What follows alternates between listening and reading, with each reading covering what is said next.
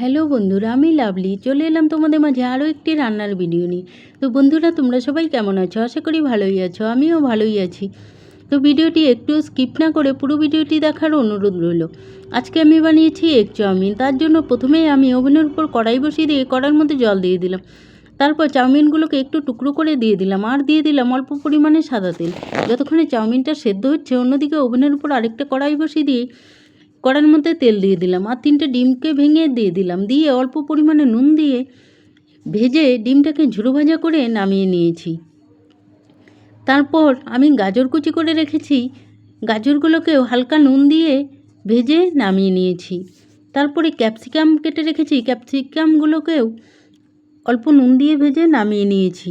তারপর ওই তেলেই দিয়ে দিলাম পেঁয়াজ কুচি আর কাঁচা লঙ্কা কুচি, দিয়ে আবারও অল্প পরিমাণে নুন দিয়ে দিলাম। দিয়ে পেঁয়াজগুলোকে লাল লাল করে ভেজে নিয়েছি। তারপর এর মধ্যে সেদ্ধ করে রাখা চাউমিনগুলোকে দিয়ে দিলাম।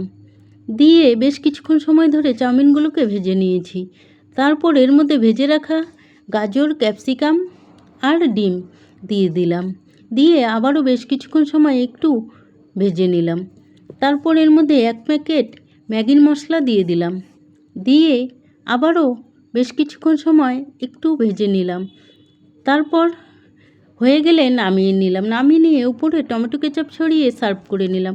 তো আমার রেসিপিটা তোমাদের কেমন লাগলো? যদি ভালো লাগে তাহলে লাইক, কমেন্ট, শেয়ার এবং চ্যানেলটিকে সাবস্ক্রাইব করে দিও। দেখো দেখতে কত সুন্দর হয়েছে, খেতেও কিন্তু দুর্দান্ত হয়েছিল। তো পরের দিন দেখা হবে অন্য কোনো